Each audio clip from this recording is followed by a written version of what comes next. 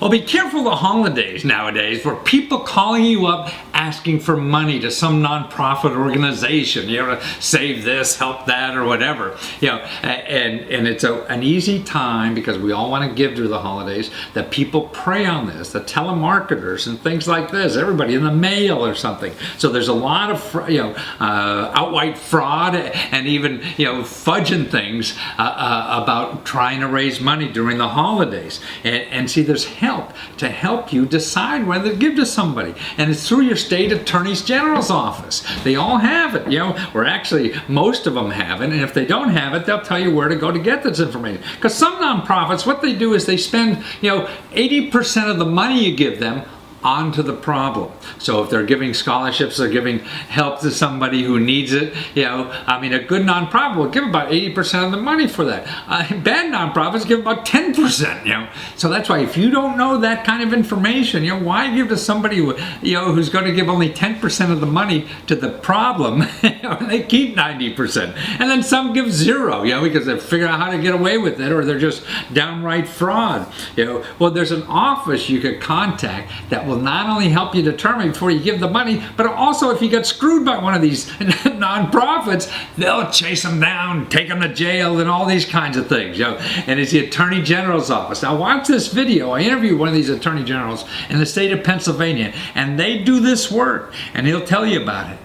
I had the Charitable Trust and Organizations section within the office's Public Protection Division. And so what does that mean? What are you protecting? One of the functions that the Attorney General's office does here in Pennsylvania is we oversee all the property that gets committed to charitable purposes. So, in other words, if I'm going to donate something to charity, then you oversee that? Right. People who make gifts to charity, they commit money to either find a cure for cancer or to educate people through scholarships. People give money in their estates and trusts. Sometimes they respond to a public solicitation campaign, maybe a telemarketing call they get, or a direct mail piece. Now, there's two questions come up. If I was investigating someone before I gave them money, would it be you or the Department of State? They could call either one. They could call either one, and we would help to get them into the right office to answer whatever questions they have. Or to see the documentation. Or to see the documentation. I mean, the charities are required to file what is referred to as an informational return with the IRS when they meet certain filing thresholds. It's called an IRS Form 990. 20 years ago, this form was not readily available, but today people have access to those forms over the internet now. And we certainly encourage donors to follow more of a planned giving approach.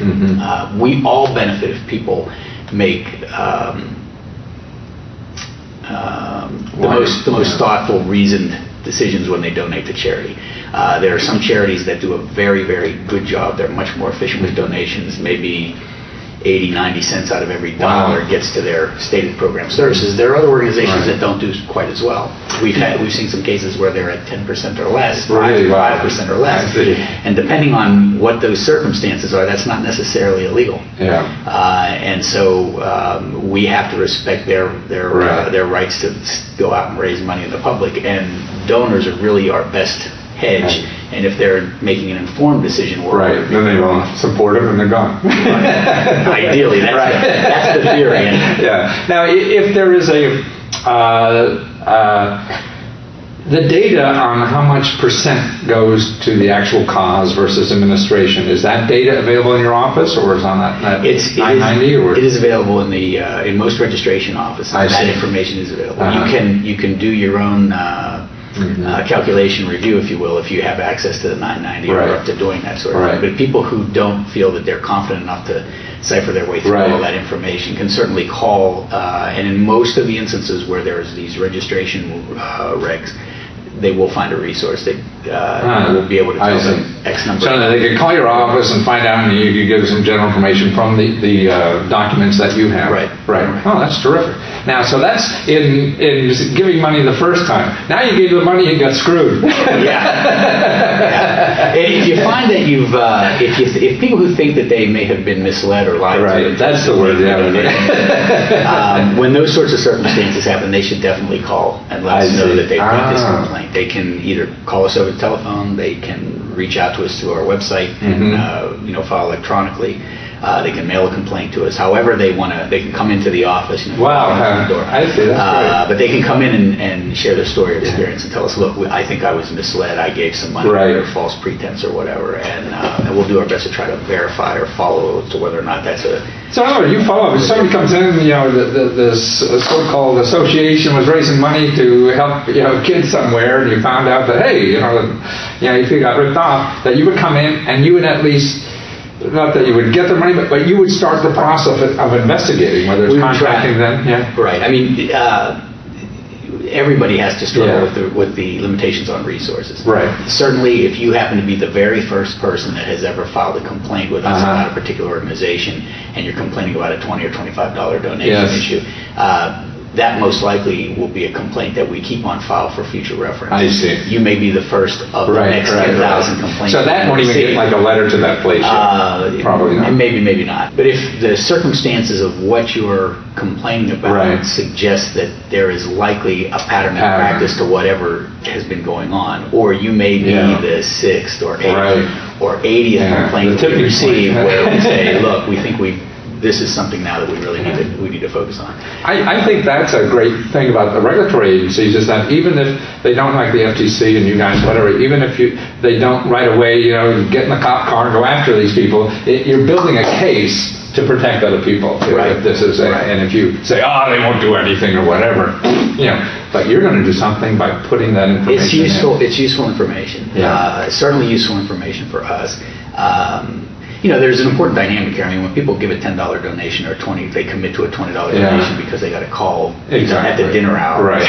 Most people are not going to bear the inconvenience, time, and expense of chasing down that donation. Oftentimes, they will not have the sort of requisite memory. They're not going to remember the details sufficient to really pursue a case to a reasonable conclusion. But again, patterns and practices are important to us. If 100 people who really don't know one another and have no way of knowing that, I have no way of knowing that you complain because you had a similar experience any more than you do about me, in the aggregate, that can be a compelling case. But developing that case, having the people call in or having those complaints come to our attention, that's a material part of making this kind of case. To me, the thing is, you're saying to me, what I hear is that, even if you're ripped out of a small amount, what the heck, it's worth filing a piece of paper or a phone call to your office just to accumulate evidence to protect people in the future, because if there's 100 of you people doing it. No one calls us, we're apt to not do anything. Right. Yeah. Well, that's terrific. So that's how you do it. So it's really protecting anybody, nonprofits, whether you're giving money or have given money, and particularly now, I guess we're doing this interview during the holiday season, so a lot of people are probably pulling on heartstrings. This must be a busy time of year for you. It's a good year for charities. I mean, there's the usual triggers: natural disasters, holidays. That's when you can expect a little increased activity. Okay, so here's how you find your local Attorney General's office. You go to naag.org, naag.org, that's the National Association of Attorney Generals, and they have a state map there, and you click on the state, and you can contact their office. And also, if you get stuck, you can just call 211. That's your local hotline for trying to find any kind of services like that. So don't get taken advantage of because you have an open heart and want to give to some people, because people are going to take advantage of that and probably rip you off.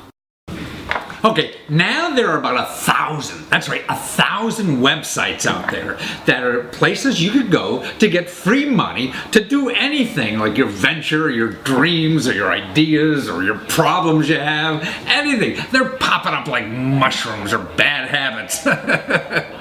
But actually what's happening now are people are popping up to organize it. Sort of like I've been organized government programs already because people didn't know where to go. Well, now here's a guy you should listen to, because he's organized all these websites that are available to help you decide what's the best website for you to go to to get free money. So he's categorized them in major kind of categories now. There's debt, so if you have money that you want to lend to somebody at a higher interest rate than the bank, or you're looking for borrowing money at a lower interest rate than the bank or the credit card company or those donation sites. Now these are places like for nonprofit organizations or whatever that you could go and just donate money and you don't get much back.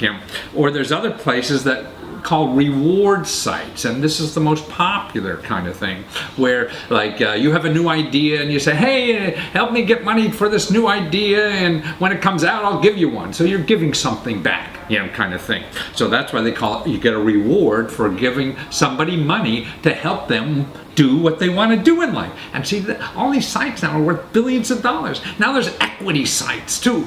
This is where you become an investor in something, or you could take your business or idea and look for investors. So he's categorized all these people, and what's neat about it too, it's a place, like if you use a site, you could go and complain and say what's good and bad about your experience. So I don't know if you use the internet much, there's a place called Yelp. Y-E-L-P, and you complain. So that's why a lot of people, particularly young people, use it when they want to go to a restaurant and they find out, hey, what kind of reviews did they get on Yelp? So it's average people who've used, the restaurant or whatever the service is providing, and they put in a review there by an independent party. So that's what he is. It's an independent third person evaluating, having the crowd evaluate which crowdfunding sites or which were these free money sites, are good or bad or whatever. Like there's a site now, he just rated one of the best ones that help publishers or actually authors get published. That's a cool site. So watch them. And you're going to have to learn more about this. So people organizing this data are very important in the industry. So watch. Well, Alex Feldman, man, I think you're the only person in the world who's taken like these, 700 crowdfunding sites where you get free money from the internet, and you're organizing all this stuff for us so we know where the hell to go. It's almost like the government. It's too complicated to figure out. What got you into this, Alex? Sure. Well, so my business, crowdsunite.com, is a resource for businesses to use for crowdfunding. People refer to it as like a Yelp for crowdfunding, where businesses can filter, sort, compare, figure out how much platforms charge to find the best ones out there. And right now, we also are the largest review site in the world for crowdfunding platforms. So, yeah, I mean, it's I realized last year there's 1,000 crowdfunding platforms out there. It was 700 last year. Now it's probably close to 1,000. No kidding, 700 all the way up to 1,000 in 1 year. It's crazy out there, and just finding the right platform, it's just frustrating, confusing. So that's where I built my website, and I'm helping people all the time.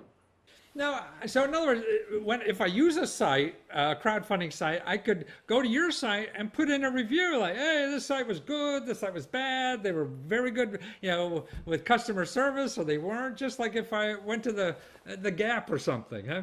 Exactly, and no one else is out there, so you have no idea how people feel about other Indiegogo or Kickstarter or Rocket Hub sites. So after you finish the campaign, you can come to my site and you leave a review saying what was your experience, and this will help other people deciding which platform is best. But I didn't even know until I came to your site the broad definitions of kinds of websites. Like there's 4 or 5 basic categories. What are they now that you categorize them in? Sure. Well, I categorize them as into right now 4 categories. There's donation, which is basically a lot of nonprofits use it. Basically, you get money, but you give nothing in return.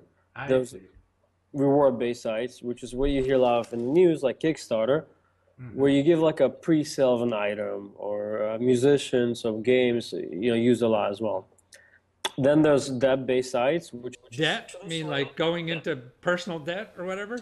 Yeah, like people can use it for business, or people can use it for themselves, and it's a huge industry right now. Yeah, it seems to be ballooning too. It is the biggest one out of all the ones, is debt-based sites. And pretty much anybody can raise sites on individual loans on like Lending Club or Prosper, or businesses can raise loans. And sometimes it's cheaper and faster to go to a website than going to a bank. And also, as a person who wants to invest or give money to somebody else at a nice interest rate, you could do that, right? Yeah, yeah, definitely. Like I have some money in the bank. It gets less than 1% interest, right? I put some money in Prosper last year. I made about 8%. 8%? Really? Compared to less than 1 in the bank. So pretty much, I mean, yeah, and it's pretty safe. This size Prosper Lending Club has been around for like 4 or 5 years. Wow. They've been around for a while. This year they're going to be doing about $2 billion of origination of loans. $2 billion. Wow. When Wall Street hears about this, man, they're going to be in trouble. Just those, yeah, they like growing insane rate. So it's definitely a very interesting space. Yeah. And the last category is, of course, equity, which is small startups you hear like in Silicon Valley use, where they give percentage of the company to investors. So I could become a fat cat investor, huh? You could, yeah. But actually, my understanding that those rules are going to change, and really the average person could be a fat cat investor soon as the rules change, right? For that equity stuff, yeah. So now, sorry, go ahead. No, I mean, the rules changing, I just wanted to just touch on that in case people are not familiar with that. The jobs that came out last year, which will allow normal people, non-accredited investors, to actually invest in private companies for the first time since 1930s. Right. So in other words, now until the rules change in a couple of months, you have to like be making 200 grand or something like that, to be able to be one of these investors. But after these rules change, you could be making 10 grand and invest, right? Exactly. So right now, only accredited investors. So you have to be accredited by the government, which means you have to make either over $200,000 a year or have a net worth over $1 million. So only those individuals now can invest in private companies. After the rules change, anybody will be able to invest. Wow. So the floodgates are going to open, man. So you're going to be very popular go out of your site, because now, even like if you want to invest when this thing, you can come to your site and help decide what's a better equity funding site to be involved in, right? Right, yeah. So I do have a couple of equity sites. They're still very new and very recent. Most of them just came out last year, and there's really not much activity on them so far. But I have a couple of them, and hopefully, as more projects go on those sites, I'll get more reviews about them as well. But still, I mean, to me, there's no one place. I mean, if you Google crowdfunding, you're going to get 15 million websites and won't know what the hell to do, and you're going to get just advertisements from those websites who pay ads to be on that front page. And yeah, I mean, that's exactly why I create Crowds Tonight, because there's no one source for all this data, right? And you Google crowdfunding, you get very confusing information. People who just want to find out what is crowdfunding, different types of crowdfunding, what's the difference between different websites out there. But what's neat, you could also go by countries. Like, if I'm from Canada, I could just click on Canada and I get all the crowdfunding sites for Canada, right? Exactly, yeah. See, I mean, that's why if you Google this kind of information or crowdfunding, you'll get overwhelmed. Here, you could go to your site and just have the people who offer crowdfunding platforms. Nobody's selling you anything. Nobody doing anything. Just unbiased information about the platforms. Correct? Exactly, and it's all free as well. Free? Well, now you said the best. Free. You can get it free. It can't get better than that if it's free. Yeah. No, it's a wonderful service, and I think you're great for doing something like this and helping, because because particularly small businesses out there, man, they could use an extra $5,000 for a lot of things. Yeah. And here you could go to your site and make it a lot easier. And I even understand that some of your extra activities there will hook people up if they want to do crowdfunding themselves, that you could hook them up to services and things like that, whether do a video or how to market and all this other things that are involved in it if they need help like that. So you're a sort of fountainhead, a place to come to, for that kind of help too, which is nice to have. Yeah. Well, I see too, like one of the reviews of that, what was it, slush fund, pub slush, is that it? Yeah, pub slush. I know the people who run that. They're very nice, and they came up very high on your reviews, didn't they? Right. Yeah, so that's great. And so that's why people ought to review when they use these things and come to your site, and I guess it's just fill out a simple form, right? Right. I mean, I mean, one thing why I think reviews are so important is that a lot of these sites provide very similar servers, and it's getting very commoditized, where there's very little difference between one site and another site. Yeah. And one way they can stand out is having good customer service and good feedback from the people, especially if it's a small niche site out there. It's very important, that you can compete with the bigger players, saying, you know what, we have less users, but we more focus on the users. We provide better service, and I'm the only place in the world out there which can actually, can show that these small sites actually are better in some sense than larger generic sites. I've seen some sites only have success rates of like 20, 30, 40%, and others have 80%. So the people who have 80%, are obviously doing a better job. Yeah, and then that's why right now these smaller crowdfunding sites, it's hard to find them and it's hard to get to them, and that's where I think that's why I'm trying to help them out. Saying also, these small sites could be better for businesses. They provide better service out there, and here you can find them using my website. No, absolutely. I mean, your website was great, but there's all the crowdfunding sites right there. I don't have to go to Google and shift through a gazillion names.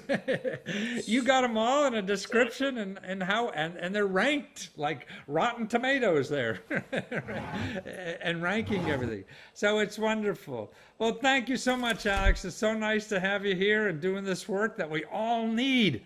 So don't stop doing it, okay? My pleasure. Crowdsunite.com, right? Exactly. Thank you for having me. You bet. Take care, Alex. All right, take care. Okay, so keep an eye on this stuff. We got 1,000 sites already just handing out free money to do something. I mean, I've cataloged about 17,000 government programs, so already we have 1,000 of free internet money programs. It's gonna catch up. Watch this stuff. Well, you may want to get used to riding around on bicycles. And you know what? You can even get bicycles for free nowadays. And even bicycle helmets. Actually, what's happening in our country. Look at the data here. The amount of bike sharing programs there are in the country now. Look at it. In 2002, it went to almost nothing. To look at that graph. Now in 2012, they're all over the place. We have now here in Washington, D.C., New York, all the big urban areas, because they find out it's a great way, if you're using public transportation, to take advantage of that last mile. You know how you have to get somewhere to get the bus station or the metro station or whatever. Man, you jump on one of these bikes in a stand all around the city and just drop it off at another stand that all around the city. So they're really neat things, and what's happening too, and I see the one in New York where they give discounts because there's usually like an hourly fee. I mean, not an hourly fee, but there's a annual fee, and they'll give you a break. You know, if you have a lower income, they pay like 30, 40, 50% of the price of this thing. So there's big discounts. You can take advantage. And even, I see in New York, they even give out bicycle helmets. And there's some cities in the country, they loan them for free. Libraries are having bike loaner programs where you can, get a free bike for 2 weeks or whatever. So these are going to be popping up all around the country. It's a way to solve, not only pollution, but transportation, in particular larger metropolitan areas. Another thing I saw in New York City, boy, there's free Wi-Fi in 93 city blocks. Free Wi-Fi in 93 city blocks. It's up near Harlem. They call it the nation's largest Wi-Fi network because you can't make any money nowadays almost unless you're on the internet. So that's why cities are giving this out for free now too. Comcast and all these people charge it, right? But the cities know, man, if more people have more Wi-Fi, there'll be more business and more things will happen. So even that's going to be free. Well, now here's a fella that helps nonprofits learn how to get free money on the internet. That's right. But what's more importantly is how he got doing this job. He was fired. He was a hotshot, chief financial officer from a big corporation, and one day he just got fired. And so he and his wife decided, well, they were going to do something more important, in their life. And what they did first was go over to China and they started teaching English and, other things to people in China. They did that for a year or so. And that's when he thought about this. Hey, he wants to help other people do good in their life. And he has got a great website. It's called Your Mark on the World. So to have, that's what he feels he's doing with his life after being a financial guy for all this time. Now he wants to make his life on the world, helping other people make their mark on the world. And he's doing it through educating people about crowdfunding. And when you watch this video, you see about getting free money on the internet. What he says is that the page, your internet page, isn't that important. On what you do or what you do with the internet page. I mean, it has some relevance, but what's more important is how you're getting people to the page. That's the whole key to this thing, about getting money that way. So watch this video. You got a lot to learn from this guy. He's a sweet guy. He's, boy, I wish I had the title of that website that he has, Your Mark on the World. Don't we all want to do that? Leave our mark on the world? Well, his mark is helping people make their mark on the world. So watch this. Well, Devin Thorpe, I mean, I really appreciate what you do. I mean, the name of your website alone should inspire the rest of us to not waste a goddamn second on this earth. Your website, Your Mark on the World. Man, I mean, that says it all. And I really want to talk to you about the crowdfunding book you have, Crowdfunding for Social Good, but Your Mark on the World. Why? Why did you all of a sudden find this inside you to? Well, I've always wanted to do good. I've always wanted to help people. I think you're motivated in much the same way. Yeah. I think you and I connect in that way. And a few years ago, I was working as the chief financial officer for a multinational corporation, and they fired me. Can you believe that? They fired me. It turned out to be the greatest thing ever. My wife was just retiring from her job, and so suddenly we recognized that we could do anything. And so we went to China and taught school at a university there in Guangzhou for a year, had a great experience. While I was there, I wrote a book called Your Mark on the World, and decided to just focus my life on what I call championing social good. So I write about, I advocate for, and I advise people who are doing good in the world. And one of my favorite ways to help people is with money, and getting free money through crowdfunding. That's a really good thing. So I help people to do successful crowdfunding campaigns now. Wow. So, I mean, do you feel guilty that you're so happy doing what the hell you're doing? No, but I will tell you, I am happy. I am happy. This is a lot of fun. I love every day, everything I do.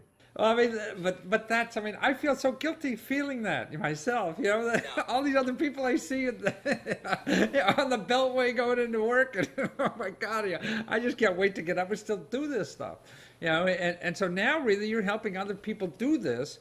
I mean, your crowdfunding book, so Crowdfunding for Social Change, and that's available online through Amazon and all these other places, ebook and or even from your website, Your Mark on the World. I mean, I wish I had that, but nobody can take it now from you. And so crowdfunding, I mean, I think it's really neat, but my guess is that most people in the world just don't know what the heck it is yet. That's right.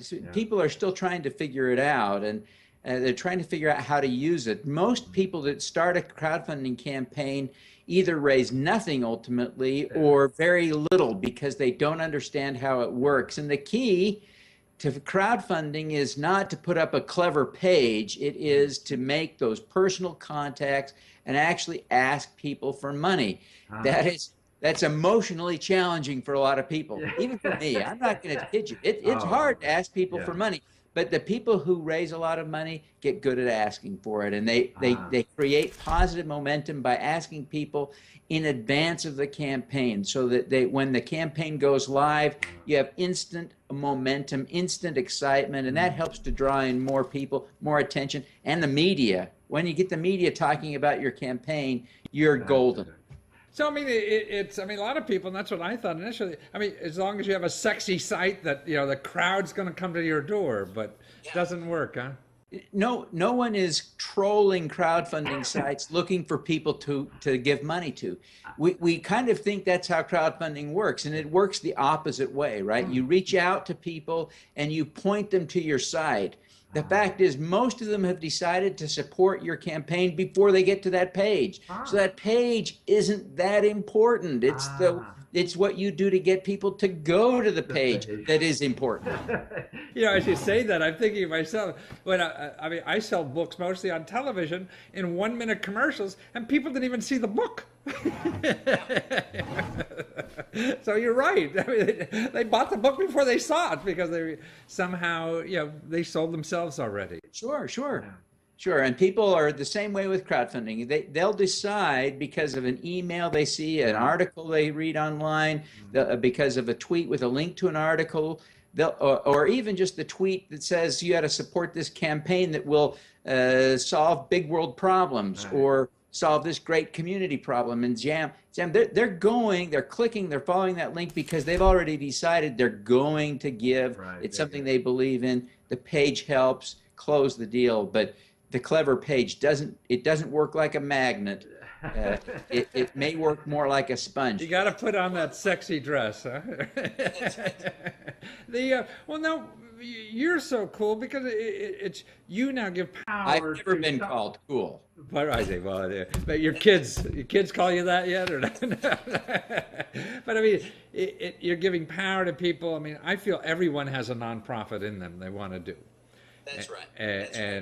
And I really believe that. I mean, the biggest problem I have is when I hear, well, I'll help, and I'll do my nonprofit when I make $1 gazillion, then I'll do it. But you're saying, heck, you could do it now because the money's there. Huh? That's right. The money's there. If there's something you want to do, just do it because the money is there. Yeah.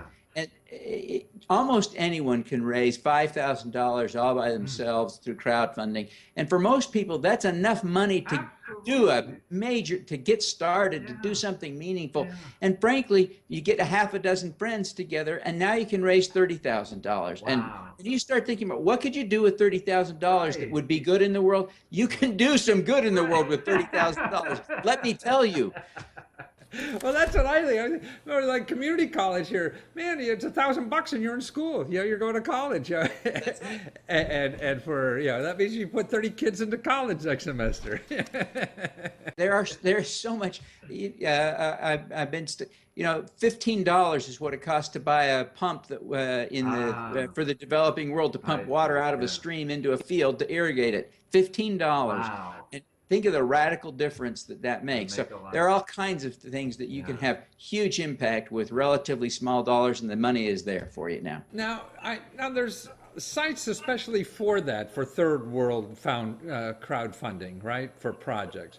So you're talking about that plus starting your own nonprofit venture. What you think is it? It's a spectrum, right? Some people will want to do a one-time project with their summer. Others will want to do something at Christmas time. They'll want to fund a service trip one time. Other people want to create an annual event. Others are going to want to create a whole organization. It just depends on the person.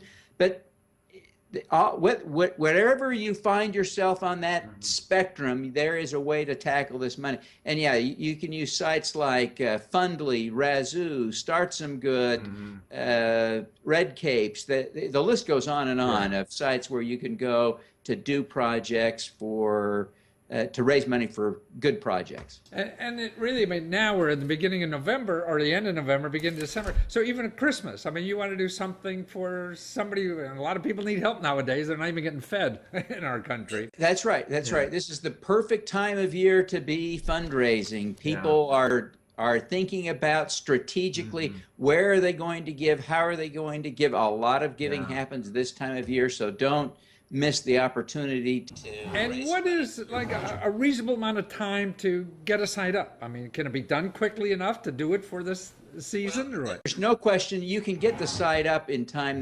The real challenge is organizing your campaign, because really organizing your campaign, that's going to take a week or two at least, because you need to organize email lists and plan press releases and the whole bit. But there's still time. If you're serious about doing something, you got to start today. Right. But there's still time before Christmas. And you could certainly get crowdfunding for social change in time. That's right. Because you can download that as an ebook right away or something.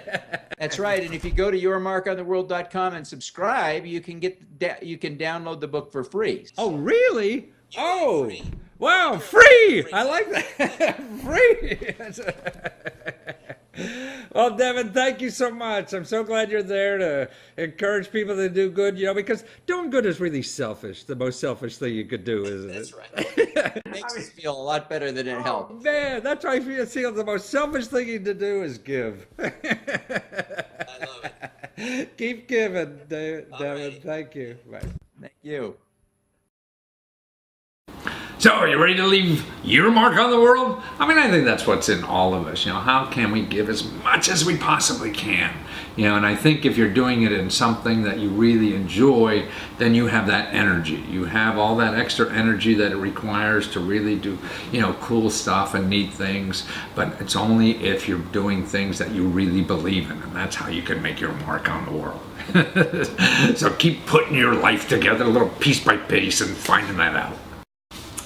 Well, the internet is creating new ways for small businesses to get money. You ever go to a bank recently as a small business and ask them for money? They only want to give you money if you don't need it. Actually, they're sitting on tons of doughs, the banks nowadays. And because of the new regulations, they're sort of worried about lending to anybody in the world. So they don't know what to do with their money. Well, now things are popping up on the internet to help take advantage of that situation and get money to small businesses. And it's really through crowdfunding sites. This is where investors and other people with money are putting it on the site, so then small business could go in and get loans to grow. And it's really for small businesses to grow. And the rates are much better than banks. And really, if you have extra money, it's a place to put money so that you get a better interest than even what the banks are doing. So when the banks start worrying about this, man, you're going to see them all running around Capitol Hill trying to change the laws. So these people can't do this anymore and cut business out. But now it's an opportunity. And this is a young lady who's in business with her dad that has one of the new businesses that are doing this. And they're looking for people who need money at better rates than the bank. So watch this. Well, Krista Morgan, I don't know where he got that name, but it's a wonderful name. I got a son named Morgan. But more importantly, P2BI.com now is going to lend money to small businesses when everybody else turns them down. Huh? That's right. But more importantly, got at fantastic rates, right? So, I mean, you just get rates for people, small businesses, that they won't be able to get anywhere else, huh? How do you do that? Really, this is you laundering money from the mafia or something like that? Yeah, that's plan B. I No, we're crowdfunding. We're crowdfunding money from accredited investors, and we pool that money and then we lend it out to small businesses. I see. So now crowdfund, that's when you have a website that goes out and you say registered investors. So in English, that means you got to be making a bunch of money, like 200 grand or something like that. Or You got to be making a couple of million. Yeah, So if you're a 1% guy or woman, then you can put money in you, but you're giving them rates that they can't get anywhere, probably even in the stock market nowadays, right? That's right. Wow. That's exactly right. And so your loans are really pretty secure because they're inventory related, right? Or something like that? How does that work? Yeah, so all the loans are backed by invoices.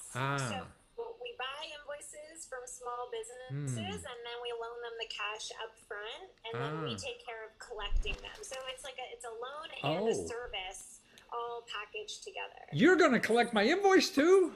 Yeah, you don't even have to worry about it anymore. Wow! So if I sell, if I'm a software developer or something, and I got a big contract for somebody, and I got an invoice from them, and they take 90 days to pay, I come to you, and you take my invoice, give me the money, right? Exactly. And you have investors that love investing in this kind of stuff, right? That is exactly right. Exactly. So our small businesses get to benefit from the fact that these people do want to make money and they want it. And you know what? People feel good about helping small businesses. And what we're doing is allowing them to put their money to work like just more directly rather than just putting it in the bank and hoping the bank will lend it to a small But if the business. bank lends it to somebody, they're still only going to give them a few points on their money. Exactly. They're making a much better spread than I now. Right. But so that's why if I was a fat cat, I'd rather use you instead of the bank. Even if they're giving it the small money, because with you, I'm making a hell of a lot more money, right? Well, that's true. That's true.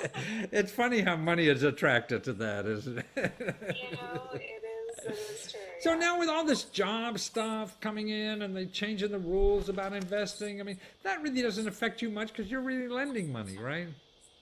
Exactly. Yeah. So all the job stuff is really about a business that's starting up that wants to raise equity. So they want to sell shares in their company, and the Jobs Act is all about letting you and me buy shares in those new companies instead of the fat cats. I see, right.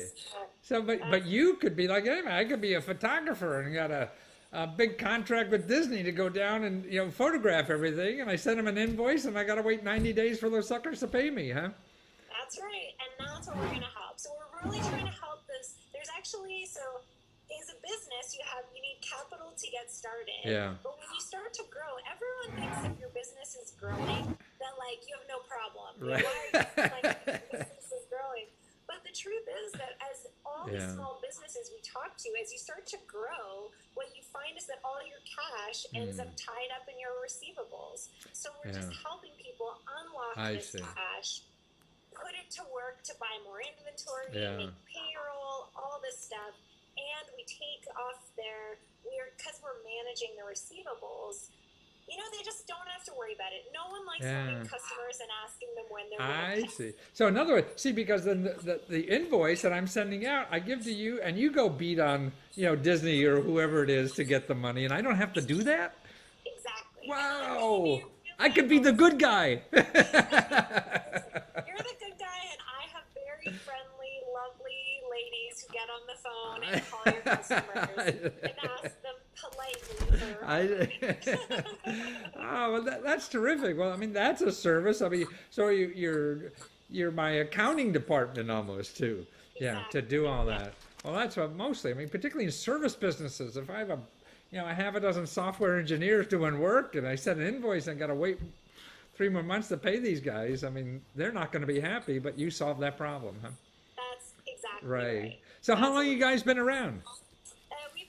We incorporated in February 2012. Ah. But we really only launched in January of this year. I see. Well, you're over a year old, man. In this business, that's like a grandfather. Yeah, it feels like it's been 10 years. Yeah. So really, as the business, I have no risk at all because I'm getting your money, right? You're getting your money, yeah. And so when people would say, well, why would I go here? You're not a bank. Well, who cares, right? You're giving me money. I give you a piece of paper. And you know what? The banks won't necessarily lend to these companies that we're targeting. They just won't. There's a lot of new regulation that's come in to protect people. Right. But it ends up meaning that the banks aren't lending as much. It's too risky for them. Yeah, no, they're sitting on a wad of cash. They're not going out, particularly a small business. So you're here to fill that gap. And really, if small businesses don't get money, I mean, the data I've seen, 80-90% of the jobs come from small business, particularly new businesses. So, and their people really can't get money, the new businesses, because they haven't been around. And that's why the small data we used to hear about, we say small businesses create jobs, but that's not true. It's the new businesses that create jobs, because most small businesses will remain small and they don't grow. So it's the new business that are popping up and creating all the jobs, and they need people like you to get them money to feed because the banks won't talk. Worse, they won't talk to a new business, let alone a small business. That's like a 2-4 minority, Well, it really is. And the thing is that you've got a lot of people out there, lenders, alternative lenders, who want to help these small businesses, but they're charging them huge rates. And what we said was, with crowdfunding, with this new model, we can give small businesses rates that they deserve, that are higher than bank rates, but a heck of a lot lower than what you pay from, someone giving you credit card advances. Yeah, that's what small businesses live on, which is stupid. Yeah. It's cheaper than funding your business on your credit card. It's a really smart, easy way to get funding, and a lot of people don't even know about it. I know, that's right. Now they have to know about you because the reason they come to you is that, what's your motto again? We'd like to fund your brains out. That's reason enough to go to p2bi.com because you'll fund their brains out, won't you? Well, thank you so much. You're a great lady, and thanks for being in that business. And say hello to your dad. I hear you're in business with your dad. That's great. He must be fun too, like you are. Definitely. Well, thank you again, Kristen. Thank you. Bye. Now, isn't that a great tagline she has? We want to fund your brains out. Right, they have money and it's easier than going through the bureaucracy of the banks and everything. And they have ways to check and all this because everything is so computerized nowadays. But they're cutting out a lot of middlemen so they can do it cheaper than anybody else. So keep watching for this kind of stuff. Well, I am so jealous of this next guy that you're gonna meet. Man, what he does, you ever take a paper airplane like this, make it, fold it up and throw it out? Well, what he did is take that paper airplane and put a little gizmo, a small little gizmo that attaches on the paper, and you control it with your phone, your cell phone. So you got a remote control paper airplane, like your own little drone. Yeah. So when I was a kid, doing this stuff in class and things like that, I would have been able to control this thing to go into another classroom and annoy my buddy or something. Man, it's just so much fun. When you develop it, when he's out with it, it's only going to be like $30, and you got a remote control paper airplane. And he's on one of these, free money on the internet kind of sites, and he was hoping to get like $50,000, and he's got like another month or two to go, and he's already got $500,000. $500,000, for a paper airplane. That's a man. The country's dying for ideas. So if you have an idea, whether it's that clever or not, so you're not going to get $500,000. You may wind up $1 million before he's finished. So even if you get $20,000, $30,000, $50,000, $100,000, but it's that process. And you see how natural this person is. He loves what he's doing, and he invented this thing. And it's a clever video when you see his website about all this stuff. It is just one of the neatest things I've seen for a kid of any age. So watch this video. Well, Shah Gotin, is that how I pronounce it? Shai Goitain. Goitain. I'm sorry. I knew I was going to kill it. Well, no matter what you call yourself, man, I think you're the cleverest and funniest inventor we have in the world.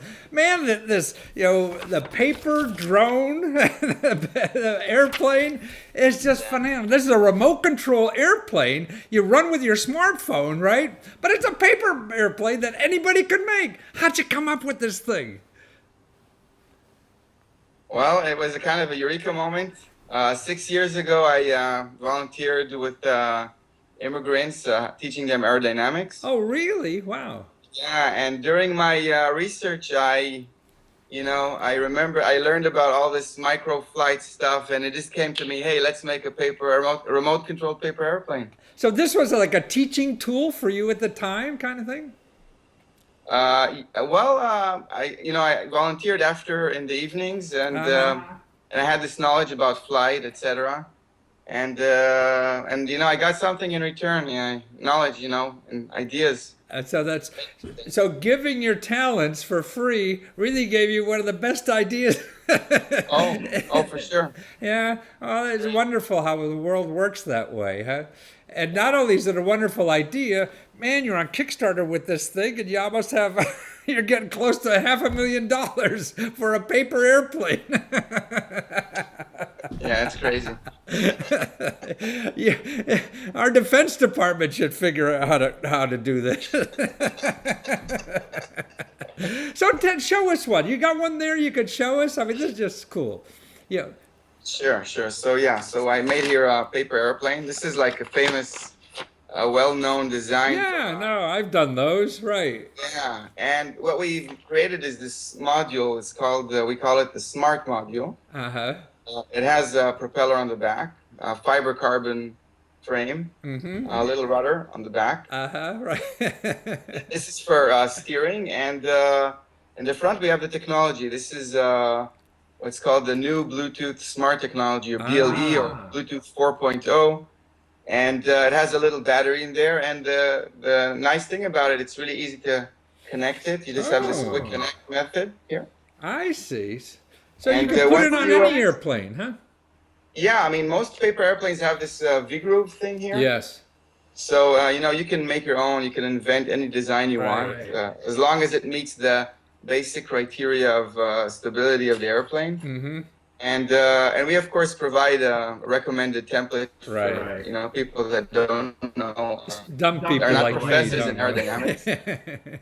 Yeah, and just take it off. The propeller's on the rear, so it's protected. Right. Wow. And you control it with your iPhone, right? Yep. Or your smartphone. It works for either. And the most amazing thing, though, I mean, you get it on Kickstarter now, like for $30, right? Yeah.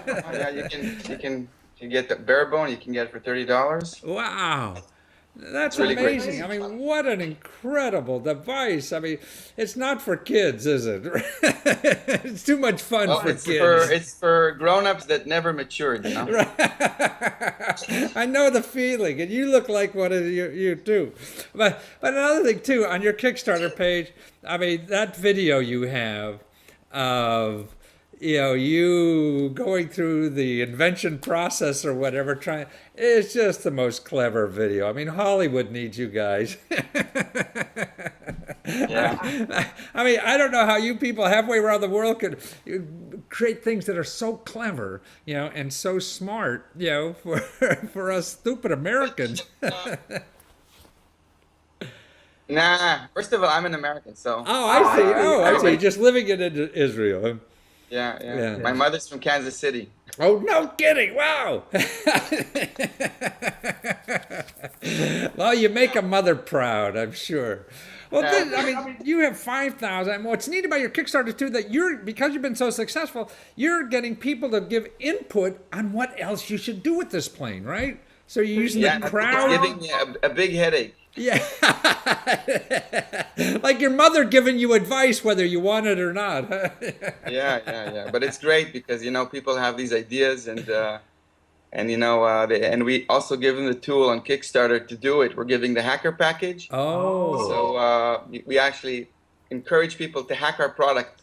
We even debated if to give them a hammer or a screwdriver, but we decided they have it.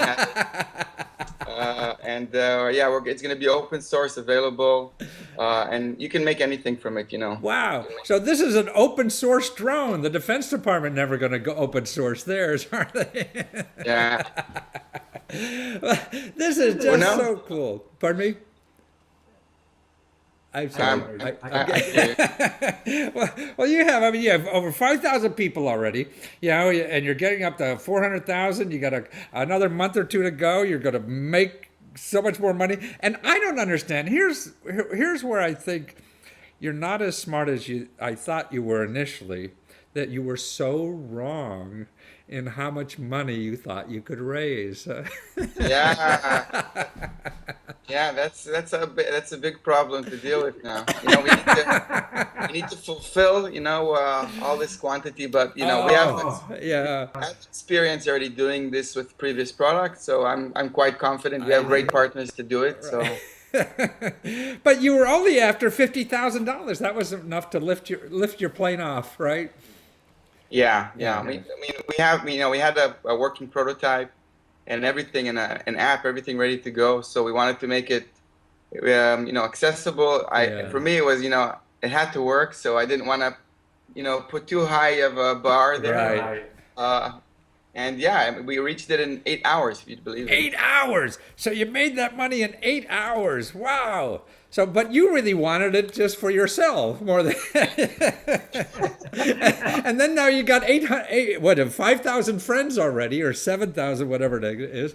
Now it's almost 7,000. Yeah, 7,000 friends in addition to you who want this more than anything else too. Yeah, and it's great because we're getting also a lot of compliments and people love it. And it's something interesting is that paper airplanes is like a multinational, multicultural icon. I see. Everybody loves it. Everybody knows how to do it. Everybody gets it. So You it's know, like music. It's a levels the playing field, all cultures, huh? Yeah, everywhere in the world, the parents at the age of, kids are the age of 6, 7, 8. It's like this knowledge, the internal knowledge that you teach your children how to make a paper airplane, or your friends teach you. Right. It's like riding a bike or something. Exactly. Well, you have to do it in school. I think to get through school, you have to have a paper airplane. Right. And now you can send your paper airplane in a class to another class. You can do all kinds of stuff. Right. And you're going to create havoc with, for people like me who was in school, who hated school and couldn't sit still. And now I would have a wonderful toy to play with. Instead of I have to get myself good insurance. Right. That's right.